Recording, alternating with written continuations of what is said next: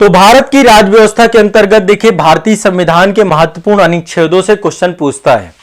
Direct factual कई बार पूछ लेता है कि ये आर्टिकल किससे जुड़ा हुआ है, ये आर्टिकल किससे जुड़ा हुआ है। तो आर्टिकल को लेकर बच्चों के मन में बहुत उपापोह होती है। तो आज के सेशन में मैं आपको कुछ आर्टिकल याद करवाने का प्रयास करूंगा। मैं चाहता हूं कि कुछ पर्टिकुलर आर्टिकल आप याद करें और धीरे धीरे देखो एक साथ में सारे आर्टिकल याद करवा नहीं दूंगा, लेकिन मैं वो आर्टिकल आपको याद करवाऊंगा जो आर्टिकल मोस्ट इंपॉर्टेंट है, जहां से मतलब क्वेश्चन पूछे जाते हैं, क्योंकि सारे के सारे आर्टिकल इंपॉर्टेंट नहीं है। लेकिन यहां पे क्लियरिफिकेशन आपको देना चाहता हूं। देखिए जब मूल संविधान बना था, जब आपका भारत का संविधान बनके तैयार हुआ था, तब 395 अनुच्छेद थे। ठीक है, कितने अनुच्छेद थे? 395 अनुच्छेद। साथ में 8 अनुसूचियां थी आपकी। ठीक है, साथ में टोटल 22 भाग थे। ये आपको पहले तो इतनी चीजें क्लियर रहनी है। ठीक है, 22 भाग थे। क्लियर है? अब मुद्दा यह आता है, कई बार आप किताबों में पढ़ोगे, चाहे आप लक्ष्मीकांत पढ़िए, चाहे घटना चक्र पढ़िए, कई जगहों पे दिया होता है कि आर्टिकल की संख्या 465 हो गई है, 465 आर्टिकल हो गए हैं। लेकिन एक चीज ध्यान रखिएगा, आर्टिकल 395 ही है। अंतिम आर्टिकल जो आपका है 395वां आर्टिकल है, 396 नंबर का कोई आर्टिकल नहीं है। दरअसल बहुत सारे संशोधन हुए, संशोधन के कारण से ABCD करके बहुत सारे आर्टिकल जुड़ गए, है ना। तो इसके कारण से क्रम के हिसाब से देखें, नंबर्स के हिसाब से देखें, तो यह संख्या 465 पहुंच जाती है। पर आर्टिकल देखा जाए तो 395, अंतिम आर्टिकल 395वां आर्टिकल है। 395 ये लास्ट आर्टिकल है। 396 कोई आर्टिकल ही नहीं है। कोई पूछ ले भाई 396 आर्टिकल बताओ, क्या बताएगा? कुछ नहीं। लेकिन नंबर ऑफ आर्टिकल्स की संख्या की बात करें तो क्रम के हिसाब से, गणना की दृष्टिकोण से, गणना की दृष्टिकोण से, किसकी दृष्टिकोण से? गणना की दृष्टिकोण से 465, और ये बढ़ती रहती है संख्या, तो इस पे बहुत ज्यादा फोकस करना नहीं है। पर कभी एग्जाम में पूछता है तो ध्यान रखना, वैसे आर्टिकल की संख्या 395 है। बात रही अनुसूचियों की, अनुसूची शुरू में 8 थी, लेकिन ये 4 और जुड़ गई आपकी। लगातार बहुत सारे संशोधन हुए, इनकी संख्या 12 हो चुकी है। ठीक है, 9, 10, 11, 12, ये आपकी 4 और जुड़ के, तो इनकी संख्या तो आपकी हो चुकी है 12। भागों की बात करें तो भाग आज भी 22 है। बहुत सारे निरसित हुए, बहुत सारे जुड़ गए, पर क्रमांक के हिसाब से देखें तो 25 है टोटल इस समय। क्रमांक के हिसाब से 25 है ना। बहुत सारे 9A जुड़ गया, 9B जुड़ गया, फिर इसके बाद आपका 14A जुड़ गया, 4A जुड़ गया, तो बहुत सारे भाग आपके जुड़ गए। कुछ आपके निरसित भी हो गए, भाग 7 आपका निरसित हो गया। ठीक है, तो निरसन भी हुआ है और बहुत सारे नए जुड़े भी हैं। ठीक है, निरसन मतलब समाप्त हो जाना।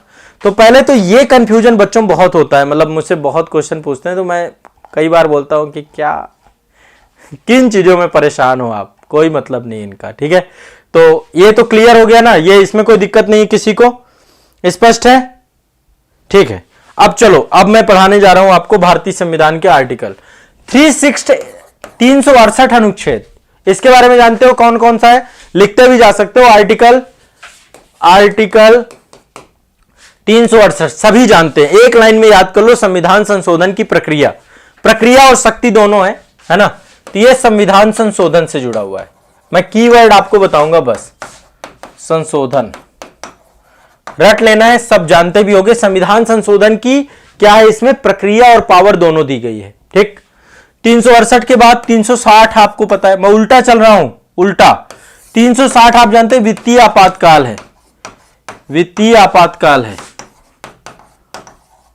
ठीक है, तो यदि ये 360 वित्तीय आपातकाल है तो 356 क्या है? 356 है आपका राष्ट्रपति शासन। राष्ट्रपति शासन कहां लगता है? राज्यों में। राज्यपाल के अनुशंसा पर राष्ट्रपति शासन लग सकता है किसी भी राज्य में। ठीक है, फिर 352 क्या है? 352 क्या है? 352 आपका जो है राष्ट्रीय आपातकाल है। दोनों में अंतर है, राष्ट्रीय आपातकाल अलग है। अब याद करते जाना है, साथ साथ लिखते भी जाना। राष्ट्रीय आपातकाल 3 कारणों से लगता है। पहला कारण है युद्ध, कोई दूसरा देश क्या करे, भारत के साथ युद्ध करने लग जाए, है ना। युद्ध मतलब भारत किसी दूसरे देश के साथ युद्धरत हो जाए, बाह्य आक्रमण हो जाए, बाह्य आक्रमण, कोई देश भारत पे आक्रमण कर दे। और तीसरा है आपका सशस्त्र विद्रोह, देश के अंदर ही सशस्त्र विद्रोह हो जाए। तो क्या हो सकता है? इमरजेंसी लगाई जा सकती है, नेशनल इमरजेंसी। ठीक है, तो ये 3 कारण से आर्टिकल 352 लगता है, लेकिन ये राष्ट्रीय आपातकाल है, नेशनल आपातकाल के तौर पे जानते हैं। क्या जानते हैं? राष्ट्रीय आपातकाल के तौर पे इसको जानते हैं। अब देखिए 2 आर्टिकल है आपके, 350 है, 350 ए और 350 बी। ये 2 आर्टिकल आपको और याद कर लेने हैं।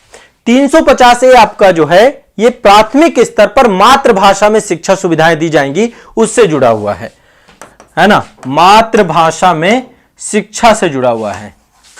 मातृभाषा में शिक्षा की जो प्राथमिक स्तर है वहां पर राज्य जो है प्राथमिक स्तर पर आपको शिक्षा प्रदान करेगा आपकी मदर टंग पे, ठीक है।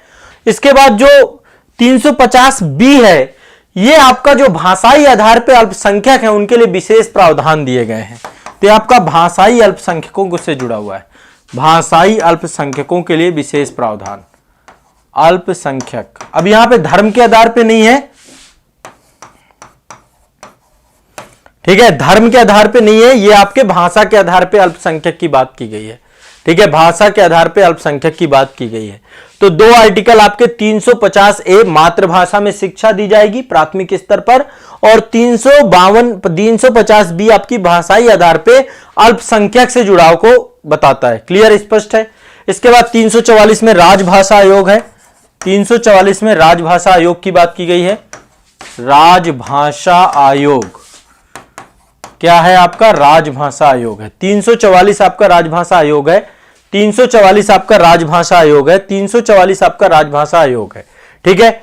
इसके बाद आर्टिकल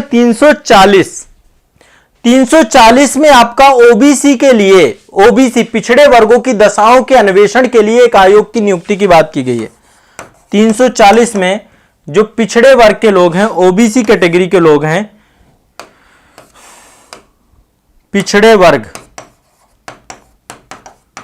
वर्गों के लिए आयोग गठित किया जाएगा, ठीक है। राष्ट्रपति जो है इसी आयोग की अनुशंसा पे फिर उसको जो है पिछड़े वर्ग का दर्जा भी देते हैं। तो पिछड़े वर्गों की दशाओं का अन्वेषण करने के लिए, उनके बारे में जानकारी देने के लिए आयोग 340। अब देखो 3 आर्टिकल है, इनको दिमाग से ध्यान रखना। 338 ए और 338 बी, 3 आर्टिकल है। 338 क्या है? 338 है राष्ट्रीय अनुसूचित जाति आयोग। अनुसूचित जाति का मतलब क्या है? एससी के लिए, एससी कैटेगरी के लिए आपका क्या है? राष्ट्रीय अनुसूचित जाति आयोग। 338 है एसटी कैटेगरी के लिए, राष्ट्रीय अनुसूचित जनजाति आयोग, राष्ट्रीय अनुसूचित जाति आयोग, राष्ट्रीय अनुसूचित जनजाति आयोग। और 338 भी है ओबीसी के लिए आयोग। ओबीसी राष्ट्रीय पिछड़े वर्गों के लिए एक राष्ट्रीय आयोग की बात की गई। 102वां संविधान संशोधन के तहत इसको जोड़ा गया। क्लियर है, स्पष्ट है। ये 3 आर्टिकल ये हैं। एक बार फिर से रिवाइज करते हैं। 368 संविधान संशोधन, 360 वित्तीय आपातकाल, 356 राष्ट्रपति शासन, 352 राष्ट्रीय आपातकाल, 350 मातृभाषा में शिक्षा, 350 भी भाषाई अल्पसंख्यक, 344 राजभाषा आयोग, 340 पिछड़े वर्गों के लिए आयोग, 338 आपका अनुसूचित जाति आयोग, 338 से अनुसूचित जनजाति आयोग और 338 भी है राष्ट्रीय पिछड़ा वर्ग आयोग। क्या कहते हैं? इतने में क्लियर है मामला। अब देखो एक और आपको ध्यान रखना है। 4 आर्टिकल ये भी पूछता है, 331, 332, यहां पे 330 भी है और 333 है। ये 4 आर्टिकल आपके और पूछे जाते हैं। देखो 330 में क्या है? 330 जो है लोकसभा के लिए है। लोकसभा के लिए 330 और 332 ये दोनों लोकसभा के लिए है, और ये आपका स्टेट असेंबली के लिए है, स्टेट राज्य विधानसभा के लिए है। जो स्टेट असेंबली है उसके लिए 331 और 332 है। तो 330 के तहत लोकसभा में एससी और एसटी इसके लिए सीटों का रिजर्वेशन की बात की गई है। फिर से ध्यान से रखना है। 330 क्या है? लोकसभा में अनुसूचित जाति और अनुसूचित जनजातियों के सीटों का आवंटन है। सीटों का आवंटन क्लियर है? अनुसूचित जाति और अनुसूचित जनजाति के सीटों का आवंटन 330 में। अच्छा 331 में क्या है? 331 में लोकसभा में माफ करिएगा, हां लोकसभा में एंग्लो इंडियन कम्युनिटी, माफ करिएगा थोड़ा सा यहां पे एक मिस्टेक हो गई, एक ध्यान से रुकिए यहां पे थोड़ा सुधार कर लेते हैं। हां 330 लोकसभा से, 331 भी लोकसभा से, फिर ये आपकी स्टेट असेंबली से, ये भी आपका स्टेट असेंबली से। अब 330 में क्या है, एससी एसटी में सीटों का आवंटन है। 332 में भी स्टेट असेंबली में एससी और एसटी का सीटों का आवंटन है। ये था आपका आवंटन, ध्यान रखना है। 330 लोकसभा में क्या है, जो अनुसूचित जाति अनुसूचित जनजाति के प्रतिनिधि हैं उनके लिए सीटों का आवंटन, कितना सीटें आपकी मिलेंगी, विशेष प्रावधान। 331 में क्या है, लोकसभा में एंग्लो इंडियन के प्रतिनिधित्व, अब ये खत्म हो चुका है। अब इसके लिए संविधान 105वां संविधान संशोधन करके समाप्त कर दिया गया आपका ये एंग्लो इंडियन, आंग्ल भारतीय समुदाय के लिए रिजर्वेशन की बात थी कि लोकसभा में 2 सीटें होंगी, लेकिन अब ये खत्म हो गया है। अब इसका कोई महत्व नहीं, लेकिन तब भी आर्टिकल तो याद रखना चाहिए आपको। 331 लोकसभा जुड़ा हुआ है एंग्लो इंडियन के लिए। माफ करेगा, 104वां संविधान संशोधन किया गया था और इसको समाप्त कर दिया गया। 104वें संविधान संशोधन से समाप्त हो गया है। 104वें संविधान संशोधन अधिनियम से निष्प्रभावी हो गया। इसके बाद 332 आपका स्टेट असेंबली से जुड़ा हुआ है। यहां पे भी एससी एसटी का स्टेट असेंबली में सीटों का आवंटन, राज्य विधानसभाओं में अनुसूचित जातियों अनुसूचित जनजातियों के सीटों का आवंटन। और 332 भी स्टेट असेंबली से है, यह भी एंग्लो इंडियन के प्रतिनिधित्व से जुड़ा हुआ है। एंग्लो इंडियन का प्रतिनिधित्व, ठीक है। और ये एंग्लो इंडियन का जो प्रतिनिधित्व है, ये आपका किससे जुड़ा हुआ है, आपका ये राज्य विधानसभाओं में 1 सीट का आवंटन था, लेकिन 104 से ये भी समाप्त हो गया। 104वां संविधान संशोधन करके समाप्त कर दिया गया। अब फिर से एक बार देख लीजिए, देखिए 330 लोकसभा एससी एसटी सीटों का आवंटन, 331 एंग्लो इंडियन सीटों का आवंटन समाप्त हो गया। ये कैसे समाप्त हो गया, आपका 104वां संविधान संशोधन से समाप्त। 332 स्टेट असेंबली एससी एसटी सीटों का आवंटन, 333 आपका एंग्लो इंडियन में तो एक प्रतिनिधि को लेकर ये भी 104वें समाप्त हो गया। तो ये समाप्त हो गया आपका और ये समाप्त हो गया। 331 और 333 पर क्या थे ये पता होनी चाहिए। क्लियर है सभी को, सभी को क्लियर है, स्पष्ट है, बहुत सिंपल सा मामला है ये और ये रट जाने चाहिए। मैं आर्टिकल इसीलिए आपको करवा रहा हूं सारे के सारे, ठीक है। मोस्ट इंपॉर्टेंट आर्टिकल देख रहे हैं हम यहां पे। अब चलो 326 आप सभी जानते हैं, वयस्क मताधिकार से जुड़ा हुआ है। वयस्क मताधिकार आपका जो राइट है कि आप लोकसभा और विधानसभाओं में चुनाव दे सकते हैं, वोट दे सकते हैं। तो लोकसभा राज्य विधानसभाओं के लिए निर्वाचन का वयस्क मताधिकार 18 साल की उम्र है। 18 साल से ज्यादा पे आपका निर्वाचन जो है नामावली में नाम होना चाहिए और उसके बाद आप वोट दे सकते हैं, ठीक है। तो ये आपको ध्यान रखना है। 324 में क्या है, 326 के बाद 324 आपका है निर्वाचन आयोग। ये भी याद कर लेना, निर्वाचन आयोग के बारे में जानकारी कहां पे है, 324 में। 324 निर्वाचन आयोग से जुड़ा हुआ, किससे, निर्वाचन आयोग से, निर्वाचन आयोग से ध्यान में रखना है, ठीक है। इसके बाद चलते हैं 315। 315 आपका लोक सेवा आयोग, संघ लोक सेवा आयोग, माफ करिए इसको मैं सिंपल शॉर्टकट में लिख देता हूं ना, यूपीएससी एंड पीएससी, ठीक है, स्टेट पब्लिक सर्विस कमीशन। और आपका जो है संघ और राज्यों के लिए लोक सेवा आयोग। आर्टिकल 315 में यूपीएससी और स्टेट पीएससी इनका प्रावधान है, ठीक है। 312 क्या है, 312 है आपका अखिल भारतीय सेवाएं, all India services, Akhil Bharatiya सेवाएं। अखिल भारतीय सेवाएं कैसी सेवाएं होती हैं, जिनकी नियुक्ति केंद्र द्वारा और अपनी सेवाएं भारत के किसी राज्य को देते हैं। तो ऑल इंडिया सर्विसेज में आपका आईएएस आता है, आईपीएस आता है और आपका आईएफओएस आता है, इंडियन फॉरेस्ट सर्विसेज। ये आपकी 3 अभी अखिल भारतीय सेवाएं हैं, है ना। अखिल भारतीय न्यायिक सेवा को लेकर के भी चर्चा की गई, लेकिन अभी तक वो अस्तित्व में नहीं आई है। क्लियर है, स्पष्ट है।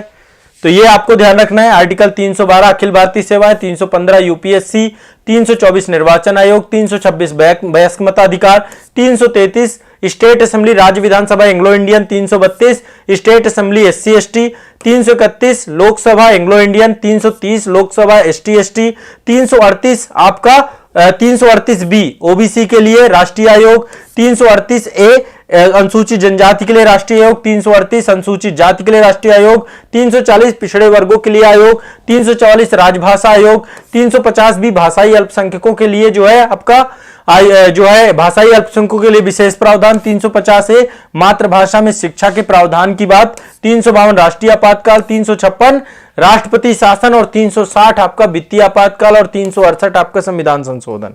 अब इतने तो रट ही जाने चाहिए भाई, अब इतने इससे ये इतने रट जाने चाहिए। एक और ध्यान रखिए 300A, ये पहले संपत्ति का अधिकार हुआ करता था, ठीक है, आर्टिकल 31 में, लेकिन वहां से उठा के यहां पे रख दिया गया। आपको विधि के प्राधिकार के बिना, मतलब कि बिना कानून के आपको आपकी संपत्ति से वंचित नहीं किया जा सकता है। तो ये संपत्ति का अधिकार है।